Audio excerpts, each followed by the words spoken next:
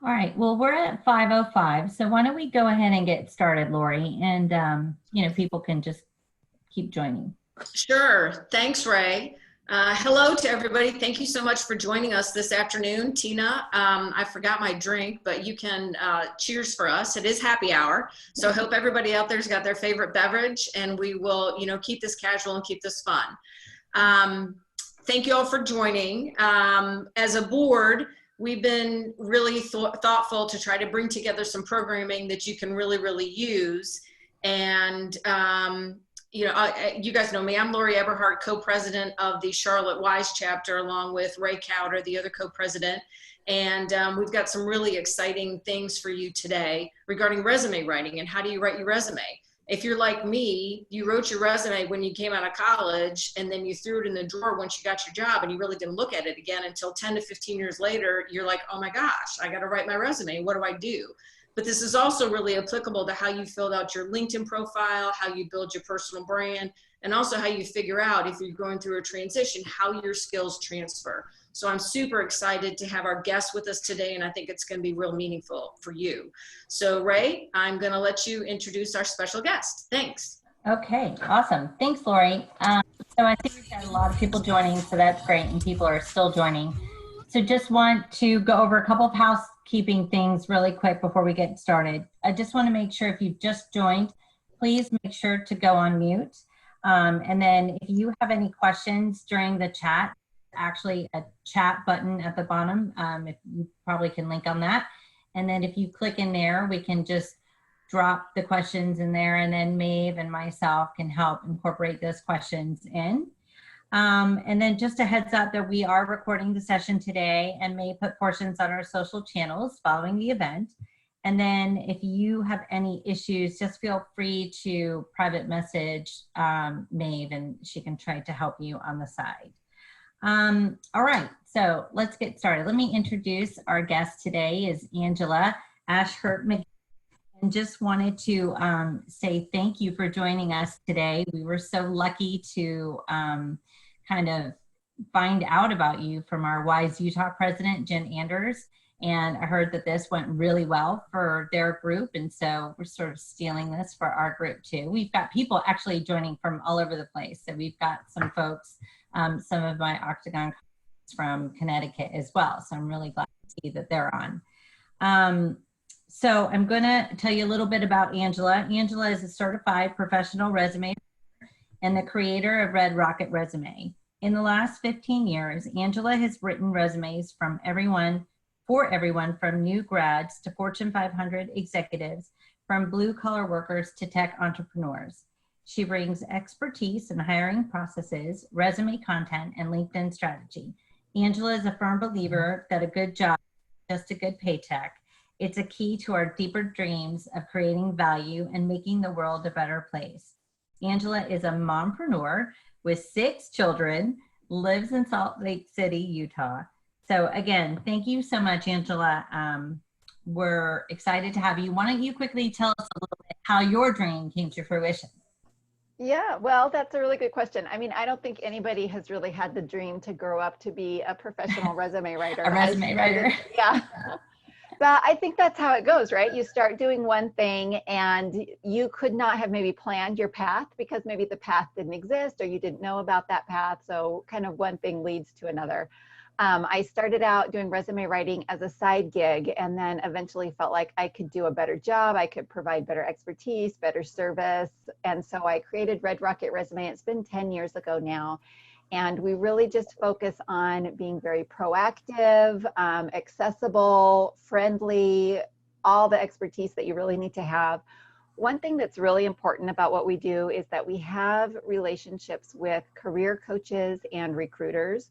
So all of the information I'm going to be sharing with you is based on that feedback loop of what's really happening in the real world, what's the real feedback that people are getting with our materials. So I was saying before we jumped on the call, people really struggle.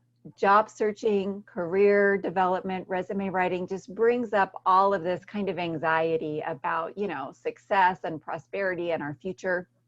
And we don't know what are the answers. What should your resume look like? We've heard this, we've heard that. So I love being able to just share information based on real world feedback so that you don't have to have that anxiety. You can feel confidence and optimism moving forward. So that's our real goal.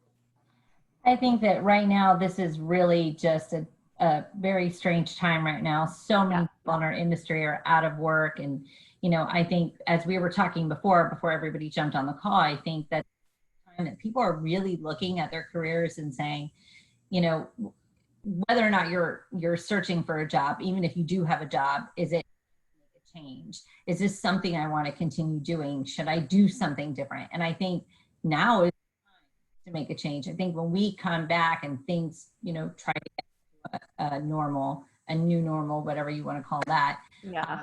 I think things are going to look very different for all of us, and it's a great time to make a change as well. So thank you for that. And let's go ahead and get started. Yeah.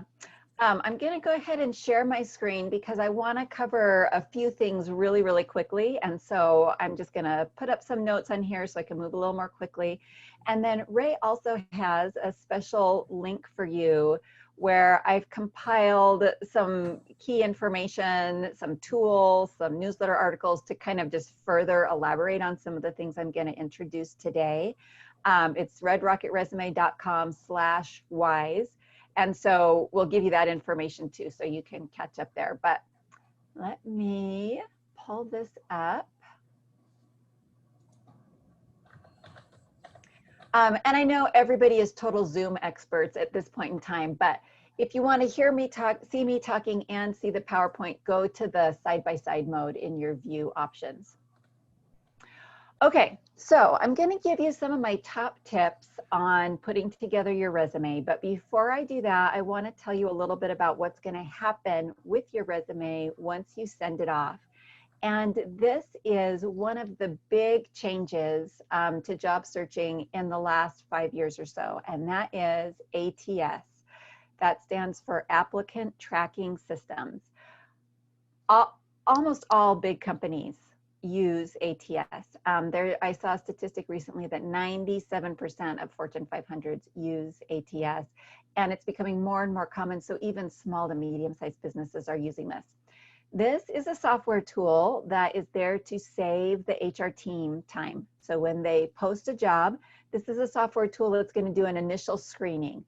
Is this resume more or less in the ballpark?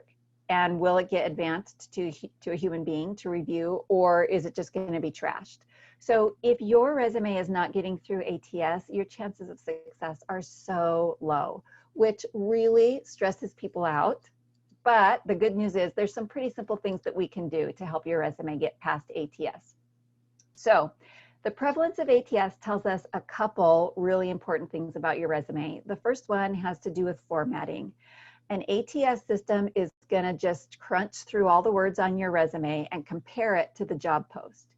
The ATS system cannot read anything that's in a graphic, some kind of a visual, a text box, a table, even columns are problematic for ATS. So that means we are going to stick with kind of the traditional resume format, the reverse chronology, work history in the middle, education section at the bottom. We're going to stick with those basics because that's what ATS knows how to manage. That's also helpful though for human readers. That traditional resume format is sort of a shorthand. So a hiring manager or an HR person just knows where exactly to look on the page to find the piece of information that they're looking for. The other thing the prevalence of ATS tells us is that we have to pay a lot of attention to keywords. Your resume has to include the keywords from the job post. And there is a really, really useful tool to help you make sure that's happening. It's called JobScan. This is not a typo, it's jobscan.co.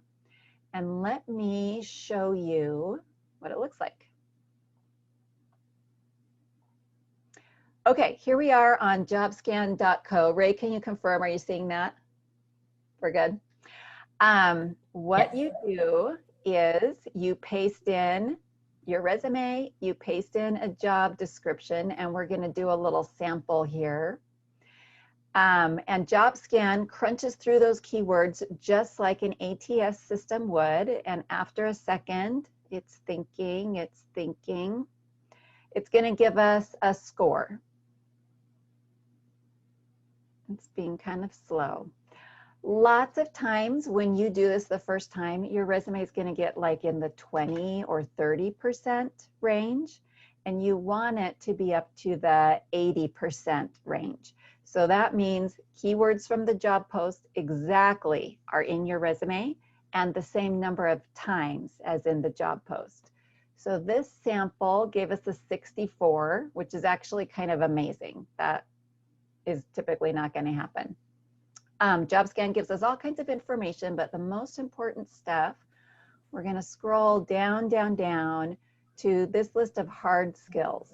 What JobScan has done for us here is take keywords from the job description and match them up with your resume. So this particular job description uses the word mobile 8 times, and that word is in the resume 8 times. So great. Android is in the job description 3 times, it's in the resume 4 times, also great. Customer experience is in the job description 3 times, and it is not in the resume at all. So this is definitely bringing down that score. It may be that this resume is all about customer experience, but it's using different terms. Maybe it says customer success or client engagement or something like that. And a human being knows that these are basically the same thing, but ATS does not. So if this is your resume, you are going to go through and find ideally 3 places to plug in customer experience. If you mention customer success, you're going to swap that out for this one, or you'll add it in a couple spots. And I'll show you a couple spots where you can do that. You're just going to go down this list and make sure that this column matches up with this column. This is the way to get past ATS. You are going to see much greater success if you will do this.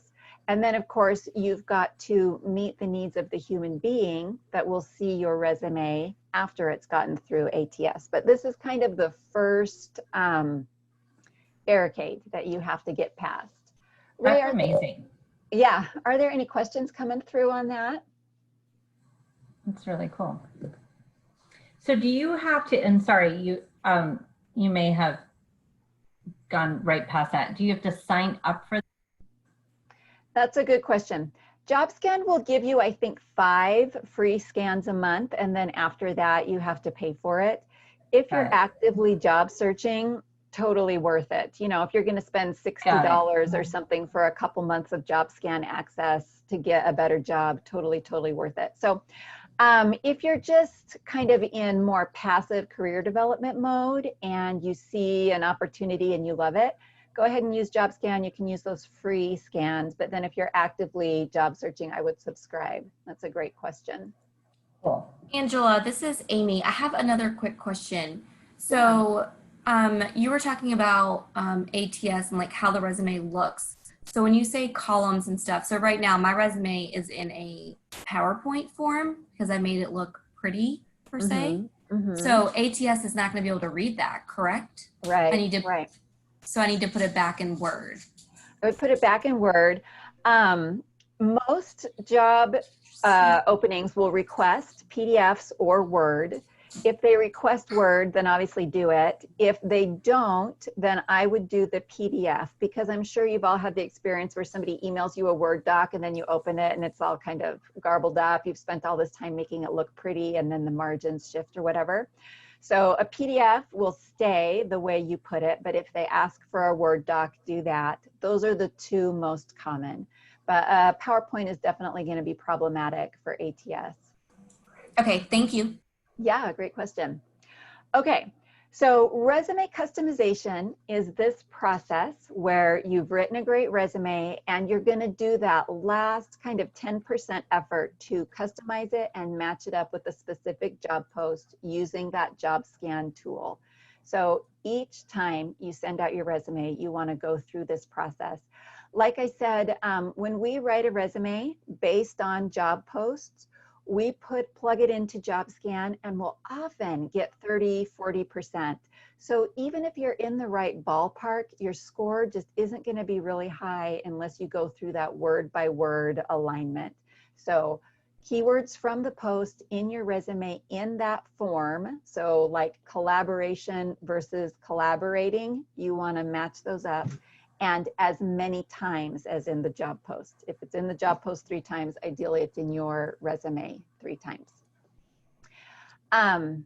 Okay, so that's resume customization.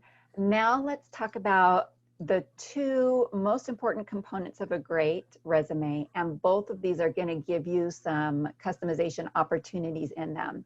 So we talked about you're going to have the reverse chronology, all of that stuff, but on top of that, these are the 2 things that are going to really differentiate your resume and make a big difference.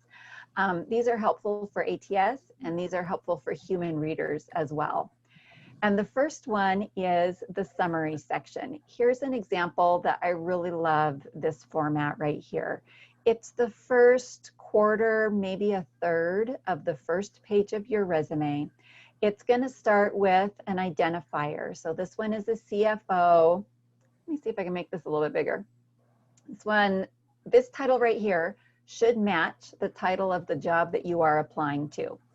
So if the job announcement says finance executive, that's what we should have here. So immediately your resume is totally syncing up with the target job post. And then we've got, here's some great keywords right here that should be coming straight out of the job post. Then this one has a brief little paragraph. This is kind of like your elevator pitch or your movie trailer. This is the stuff that you really want someone to know about you. If they don't read anything else in your resume, this should be really selling you. It maybe is making some promises of what you offer in terms of bringing in new customers or new followers, saving money, making things run more efficiently, some of those kind of value propositions. So then the person reading it is like, yes, that's what we need in our company. We need somebody who's making money, saving money, etc. And then this one has some highlights in the bullet points here. These are kind of like the promises that then the rest of your resume is going to be the evidence for. And then this right here is a little box of core competencies, which I love because it's so handy. Here's your keywords from the job post. You've got, 12 or 16 of them right here. And again, also helpful for the human being. The HR person who's got a little mental checklist is kind of scanning through saying, yes, yes, yes, yes, yes, she has everything that we're looking for. Let me show you just a couple other summary sections. Here's somebody that's in operations, and if we do a close-up of her resume, again, she's got that title up top, which should be matching the job post. She's got a little tagline value proposition here, which is really nice because you're just thinking, what do I need to tell them first that's going to grab their interest and make them pay attention and keep reading? She's got some awesome kind of energetic taglines or keywords here, a little paragraph that summarizes her background, 15 years of experience, natural foods retail industry, so we've got some good context, some promises, driving double-digit revenue growth, what company would not want that, and then again, a list of keywords. Let me show you just one other kind of sample. Your summary section can look a few different ways. This one doesn't have a paragraph, it just has a little list of bullet points. Really easy to read, totally synced up with the job post, value proposition / promises, and a bunch of keywords. Those are kind of the main. I am scared of this person. Of this person? For sure. Yeah, she had a lot of personality. Not road warrior. Warrior, crusher. That's actually awesome. Yeah. That's great. Okay, any questions coming through on the summary section that we should talk about? You guys are good. You've got it. Okay. Taking it all in over here. Taking it all in. Taking it all in. The next thing that is going to really differentiate your resume is accomplishments. So when we sit down to write up our resume, we just kind of start thinking, I was in charge of this, my responsibilities were this, and you make kind of a laundry list of duties, which is a great starting point. But what you want to do next is then think through this responsibility that I had. What was the end point? What was the result? What was the benefit? What did I do well with this responsibility? And that is going to become an accomplishment, and that is what you are going to make the bullet points from your resume out of. So for example, instead of saying, well, I was in charge of managing the budget, first of all, you're going to put a number on that budget because that makes it sound more impressive. And then you're going to figure out what was the end point or the accomplishment. I kept the budget within 5% variance, or we did X number additional events with the same budget. Trying to find some way of quantifying the results or benefits of the work that you did. So one of the resources that I have for you here at redrocketresume.com/wise is a little accomplishments generator tool. And it walks you through step by step this process. So you list some responsibilities, you brainstorm what were the benefits or end results, you put a number on it if that is applicable, which it isn't always, but if there's any way to put any kind of a ballpark number on something, it just makes such a huge difference in the impact of the resume. Even if you're just thinking, well, I don't know, but I'm sure it was 5% better, that 5% is going to look amazing on your resume. So this little accomplishments generator tool will help you kind of brainstorm that information and then turn it into accomplishments. And again, that's the meat of your resume. That's what you want your bullet points to be as much as possible. So if you've got a draft of your resume, kind of scan through, notice which of those bullet points are really just a duty or a responsibility and which ones could be turned into an accomplishment instead. So Angela, quick question from someone on the call. This was for actually the section before, and you might get back to this later on, but how would this apply when you're transitioning careers for the summary section? Yeah, so I'm let's sure you'll talk touch about on that right now. Yeah, that's okay. perfect. A lot of people are looking at career pivots right now in your industry and in other industries. So all the recruiters that I talk to are saying that hiring is still happening, but it has moved a little bit. It's in a slightly different form. It's in a slightly different place. So maybe you need to take that event management experience and sort of repackage it for project management, or move to a different industry from, you know, maybe the hospitality industry into IT where more hiring is happening. So how to make these pivots? First of all, you can generally make one move at a time.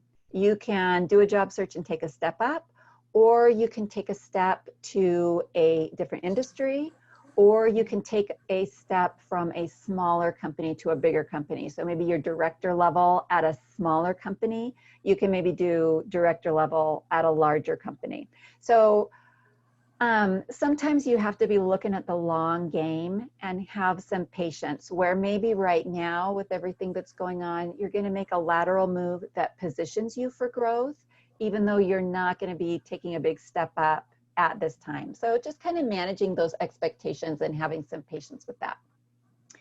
And then the way to kind of repackage your resume for a pivot is to focus on carryover functions and results over the industry.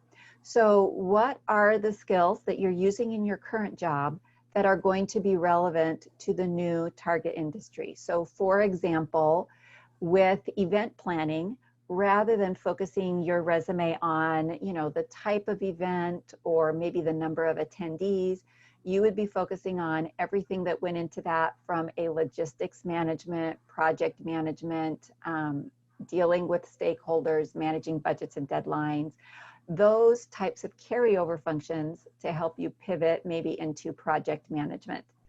So getting some job posts from your target area and really analyzing what they're asking for is a great starting point.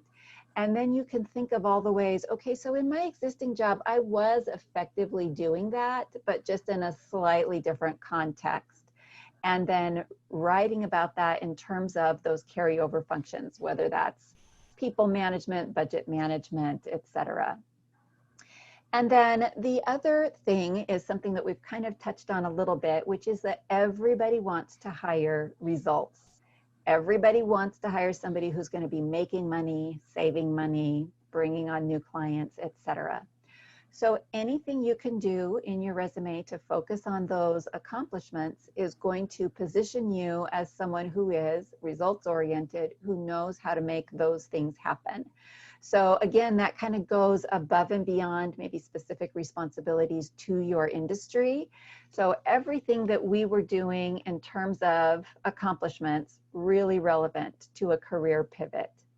And then everything we were discussing regarding the summary section, this is where you are describing what you've done in the past in terms of what you want to be doing in the future. So to use my event manager example, if you want to move into project management, you would put project management on here. You obviously don't want to list something that's completely off the ranch, not really honest, not really relevant, but you do want to reflect forward rather than just reflecting past, and explain how what you've done in the past is applicable to where you're going for the future. So those are kind of my big picture tips on a career pivot. Did anybody have some questions about that? I think we answered that. We did get another question. So I don't know if it's if you want to go through this right now, but Yeah. It was, should you always have your college graduation year? And should you have your GPA if you are already 4 years out of school? Yeah, that's a really good question. So 4 And years is actually, yeah, go I ahead. would actually like to add something to that as well. In regards to the first part, which was, should you always have your college graduation year? So it's also what I have learned recently is there is, you know, quite a bit of discrimination against women. And so that, you know, take your year, your college graduation year off of your resume, because that gives recruiters basically, you know, an idea of how old you are. So, and that's really none of anybody's business, right? So, Yeah. What are your thoughts? Yeah, that's exactly it. The college graduation year is really tipping your hand as far as your age, which, you know, on the one hand, who wants to work for a company that would be, I guess, prejudiced against a woman of a certain age? I mean, come on, that's who you want in your company. But like Ray said, it's just information that you don't need to share. So it is typical. I think 4 years is a pretty good cutoff point. If you've been graduated for more than a couple years, just leave it off. And let's look like on this one here. She's got her degrees, she's got a certification, and just no dates are listed. And you'll even know, I think this resume is a little bit older. Let me take a look. Yeah, so maybe 2016. Yeah, and obviously by your work experience and the years that are listed, they're going to get a gauge of it anyway, but. That's right. But on this one, see these 3 older jobs, there's no date listed here either. So we've got back to 2000, and then maybe you've got a few kind of foundation jobs that are relevant. They kind of show your career trajectory, but they're lower level. They're more than 10 or 15 years old, so they're not going to really move the dial. So we've just got a couple brief bullet points and not even any dates on this. And Angela, I had heard many moons ago that at a certain point something should fall off of your resume if it's so many years because it's not relevant anymore. Is that true? Anything that's more than 10 years old can fall off. And so if you are like executive level, you've probably got several things that can just start falling off the bottom. We're definitely staying within 2 pages.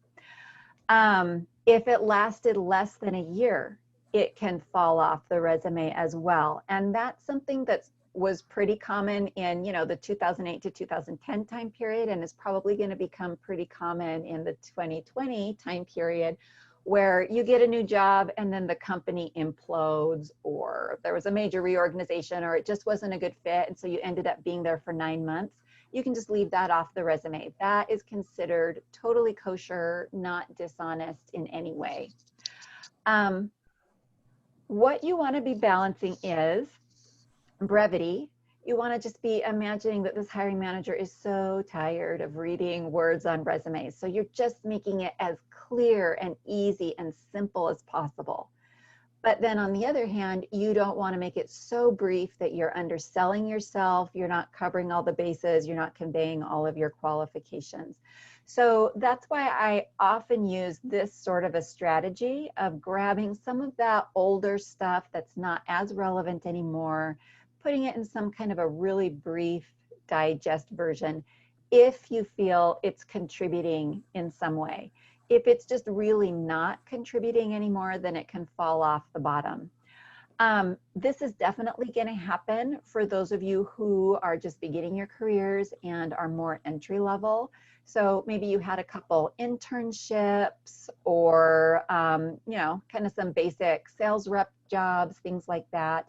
You've got them on your resume now to just extend your work experience. But the more you're kind of adding really good jobs onto the top, the more you might let those fall off the bottom because they're almost underselling you and kind of a distraction. So one quick question before we move on. So what about the work experiences that you don't want to highlight, like gaps in your resume? So if things are falling off, or, you know, what about those gaps?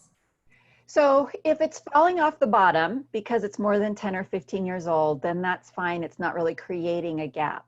If it was more recent and you just don't want to talk about it, last week I was working with a gentleman who spent 2 years working for a company that is now being sued like from all sides. And so it's just a real eyesore on his resume and is going to raise a lot of red flags. But at the same time, a gap in your work history is not ideal.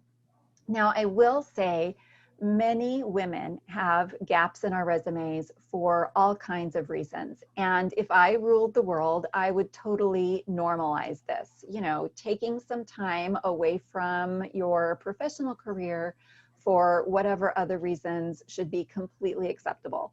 But again, the fact is that those gaps can raise a red flag. So you're going to minimize those as much as possible. Even if the job turned out to be not ideal, you just describe it in the most positive ways possible. Maybe keep that section a little briefer. Sometimes if people have done some freelance stuff on the side, we can call that a consulting firm and kind of fill in a gap with some consulting. So definitely let things fall off the bottom, but think twice before creating a gap in your work history, especially in the last 10 years. That's where most of the focus of your resume is going to be. Thank you. Yeah, any other questions, or should we jump into a new topic? I'm not sure if we'll touch on it, but I know it was one that I know Ray and I both ask often. What if you've been at the same place for a really, really long time? And you've sort of progressed through the ranks, or you've been there for a long time, you've had a tremendous amount of experience there. How do you showcase that in the most positive way possible? Yeah, you definitely want to show progression if you've been at the same company for a long time. If it looks like you've been in the same company and had the exact same role, then that makes you seem like you're not really a go-getter. So here's one way of doing that. Hold on. I can't get this in the middle.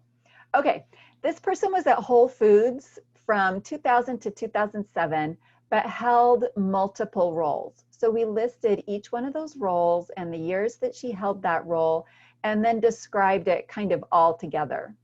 Another way to do that, and let me just see if anybody else, if any of these other samples I have done that, Here's one where, again, we listed 2 different roles. We listed the years for each role. We described them together. But you can also do it the other way around, where you list a role, you have some bullet points there. You want me to zoom in a little bit? You can list, for example, senior client development consultant, your bullet points for that, and then list the next one, client development consultant, and some bullets there. So either way, make sure you list the different roles, the dates for the different roles to show that progression. That's really, really important. And then you just think about, was I doing essentially the same thing? Does it make sense to describe them separately, or would that really just be awkward and it would make more sense to kind of combine? You can do it either way. That's good to know. Okay, so well, kind of along those same lines, wonder if you've only been with one company your entire 15-year career. Like, does that look bad on your resume? yeah, it does not necessarily look bad, but if you can find any way to break out your titles, and even if it's a situation where, you know, they hired a new VP and so everybody changed their titles, but you were doing the exact same thing, go ahead and list the 2 titles and the dates to give an impression of progression. Okay, great. Thank you. We had some time set aside for questions. So let me kind of blaze through some LinkedIn information really quick in the next 5 or 10 minutes, and then we can clean up, follow up with any other questions that you guys have. So if there's something kind of pending, jot it down and we'll get back to you in just a minute. You probably know some people who are LinkedIn super users, and then there are a lot of people who just feel like I cannot with another social media platform to keep up with. You do not have to be a LinkedIn super user, but you do really need to have an up-to-date LinkedIn profile, and then you need to just kind of click through LinkedIn's process of connecting with your friends and colleagues. If that's all you do, then you are in really good shape. There are a lot of reasons to have a decent LinkedIn profile. 2 of them, recruiters use LinkedIn like crazy to source candidates. They have these kind of specialized search functions. This is the primary way that recruiters are sourcing candidates. So if you have got your LinkedIn profile set up correctly, ideally you are going to get recruiters contacting you, which I know can be irritating, but again, if you've got it set up correctly, they're contacting you with jobs that you actually want. So this is another place where you are paying really close attention to keywords. Someone who is sourcing a candidate for the job that you want, what are they typing into their search bar? And are those words present in your LinkedIn profile? And then I also want you to know, I have heard from multiple hiring managers that if they have gotten to the point where there are 2 really good candidates and they're trying to decide between the 2 of them, if one of them does not have a LinkedIn profile, that's the one that does not make it. It seems to just indicate a lack of engagement. So it's really considered kind of a minimum standard, which was not the case 5 years ago or definitely 10 years ago. So you want to have a good looking LinkedIn profile, and these are the 3 areas that you really need to pay attention to. The first one is the headline. This is just a screen grab of my LinkedIn profile. This is the headline right here under my name. And the reason why you want to pay attention to that is that when you come up on a search screen, the name and the headline is all that shows up. So you want this to be your top keywords. You want it to be more hard skills, such as budget management, rather than soft skills, such as good communicator. Because again, you want this to be whatever words the person looking for someone to fill your dream job, whatever words they're typing into their search bar. Let's see. You want your headline to be searchable. LinkedIn allows you 120 characters for your headline. So max that out. Just keep putting in really good keywords until you max out those 120 characters. Okay, so then the next part of your LinkedIn profile that you want to be looking at is the About section, which kind of comes right here if somebody's looking at your profile online. The About section is a lot like the summary section of your resume. All the stuff that we talked about as far as identifying yourself, making some promises or value propositions, and filling up with lots and lots of keywords, all of that applies. You can get a little bit more chatty in your LinkedIn profile. So I like to say it's a combination or kind of a hybrid between a cover letter and the resume summary section. And in fact, when I'm creating a LinkedIn about section for a client, I usually kind of do a mashup of what's in their resume summary section and their cover letter. LinkedIn allows you, here's just another picture of somebody's about section. Whenever we read something on LinkedIn or online, we're used to just scanning through, right? So we want to chop it up. Lists, really short paragraphs, really reasonable, no big long chunks of information on your LinkedIn profile. So the About section allows you 2,600 characters, which is a lot. So put in everything that you want to. You can describe your leadership style a little bit. Just every keyword permutation that you think might be helpful, throw it in there. And then the last LinkedIn section that you want to look at is the skills section. And I made this little video because you have to scroll way, way down to find it. It's way down at the bottom, skills and endorsements. LinkedIn will automatically divide up your skills into these kind of subject categories. There's nothing you can do about it, so don't worry about it. But you can control, hold on a second, I think it's going to scroll us right back up there. These pinned skills. LinkedIn will allow you to pin your 3 top skills. So again, these are the 3 skills that are going to really sync you up with your dream job. LinkedIn allows you 50 skills, so go ahead and put 50 in there. As you start typing a skill, LinkedIn will give you suggestions. Take their suggestions because those are the ones that people are most often searching for, and then be sure to pin your top 3. And then I always love kind of the pay it forward etiquette, especially right now where so many people's careers are in flux. Every time you hop onto LinkedIn because you need something, you need a new job or you need to reach out to someone, take just a quick moment to endorse someone's skills or write a quick recommendation for a colleague or a client or whoever. And that's just some really awesome juju to share on LinkedIn. Okay, that is it. Here's kind of just a summary of all of the stuff we have covered. Are there any other questions that we can talk about in the next 10 minutes or so? All right, so I have a couple of questions that I know some people are probably thinking. Number one is there's probably some people that are on this call that are just looking to refresh their resume or refresh their LinkedIn profile. I'm going to tell you right now, I have my work cut out for me next week. I'm going to be full on working on my LinkedIn. I'm totally the person that created their LinkedIn file and was like, next, Yeah. next, whatever is created, you know, so I'm going to take the time to go back and really, you know, think about it. Very thoughtful in my thinking when I'm doing this, because I know this is the thing now, you know, LinkedIn is where people go to hire people. And one question would be, when you're doing something like that, how do you keep that private? How do you not, you know, sometimes you can get that message that so-and-so updated their LinkedIn profile. Well, somebody who might still be at a company for, you know, that time doesn't need to let everybody in the world know at their company that they're updating their LinkedIn profile. You know, maybe they just wanted to take the time to do it. So how do you keep it private? Okay.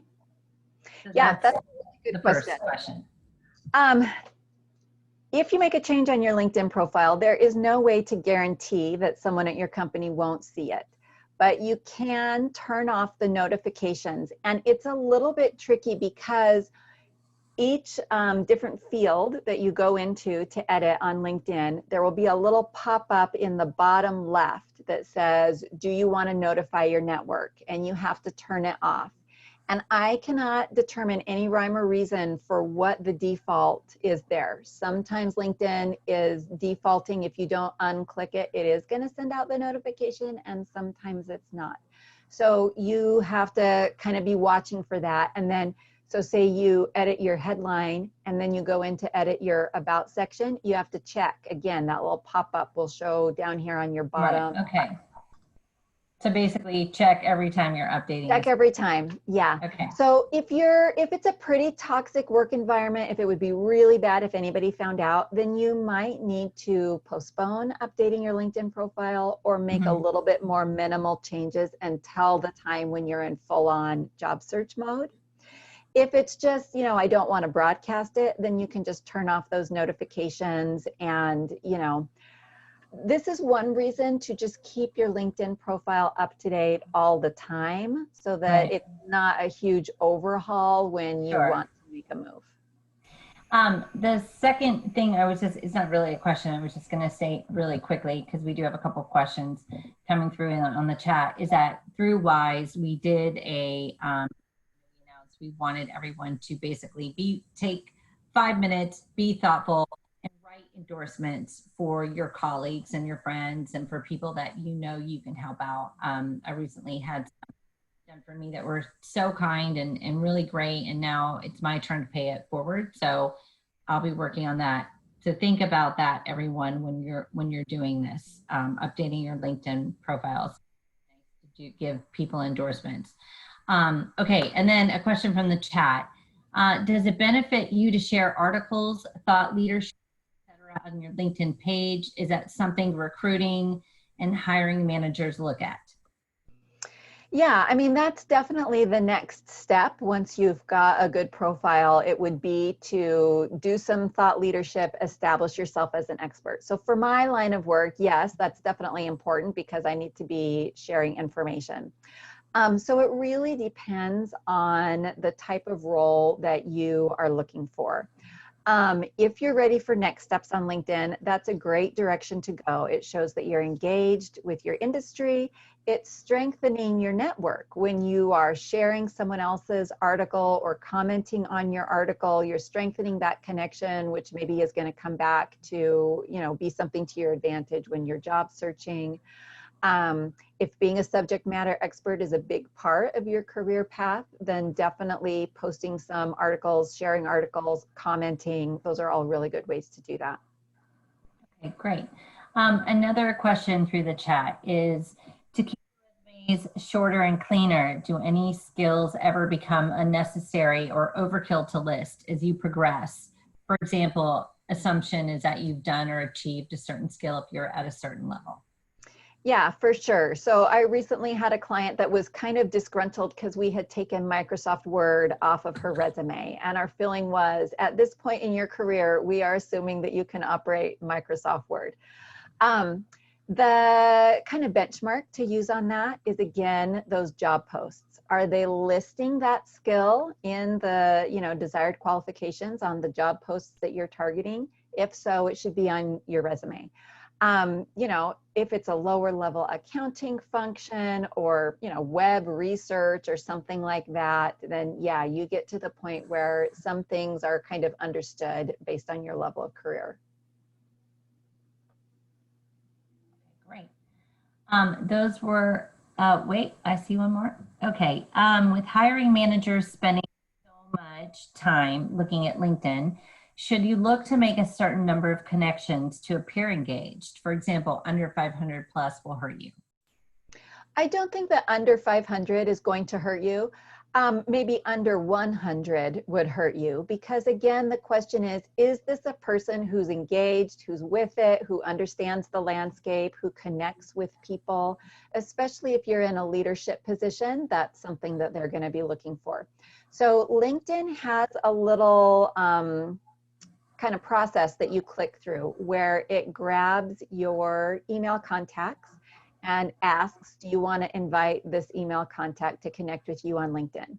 And then once you connect with a couple people, it's always recommending a few more people. I sometimes get distracted just scrolling through all of these people that LinkedIn is recommending. These all look like fascinating people. So I would just spend some time clicking through those processes, and then your network will organically grow. So people you went to college with, friends and family, of course, colleagues, bosses, vendors, clients, former colleagues. Those are all great people to connect with. Okay, got it. I don't see any other questions in the chat. Does anyone have any questions that they'd like to ask?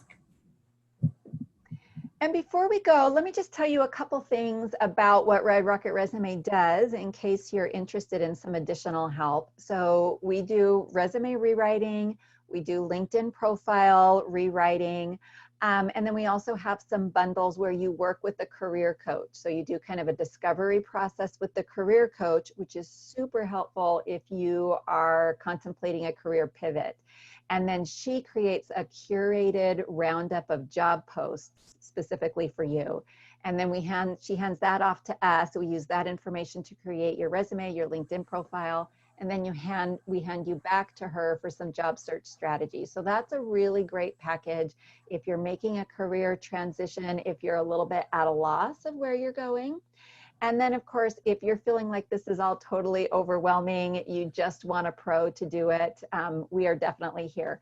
We work with people all the time who write marketing copy for a living. It's just so hard to hit the right tone, to promote yourself, to be able to see your own accomplishments objectively.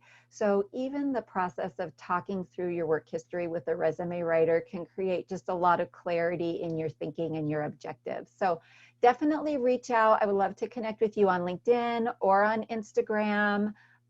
Check out the Red Rocket Resume website.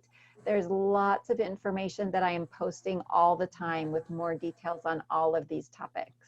I was just going to mention, do you want to quickly just tell us again what we'll find on the redresume.com/wise?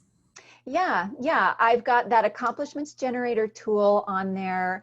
I have some more information on summary sections, on how to customize your resume to a job post using JobScan, LinkedIn strategy, all the topics that we've touched on today. There's more information there for you if you just want to read up on that a little bit more. And then the Red Rocket Resume blog has tons more as well. So definitely browse around. I've been kind of collecting useful information for you for years on there. Awesome. Angela, Thank I have a you. question quickly. I'm sorry. I have several friends that have unfortunately been laid off over the last couple months. For their LinkedIn, is it beneficial for them to put in like their header or whatever that they're looking for a new opportunity?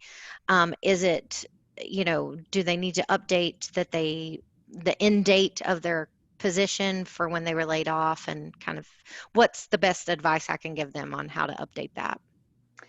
You always want to avoid portraying yourself as unemployed, which I know doesn't make sense. You're job searching, it makes sense that you need a job. So if like maybe they've got a severance package that's going for a few more months, and so they can honestly say it's still to the present, then they should do that as long as possible. They should not put in their headline that they're looking for a new opportunity. That tends to read as desperate. So instead, I guess the way to look at it is it's not really about what you want. It's about what you're going to do that the company wants. So use those keywords to show that you're going to deliver what they're looking for. There is a place within LinkedIn to show that you are open for new opportunities. And I've got that listed somewhere on the Red Rocket Resume blog as well. So you can post that you're looking, you can post what you are looking for, and then that's going to go into those recruiter searches. So they should definitely do that, but not post it on their profile. Great. Thank you so much. Yeah, you're welcome.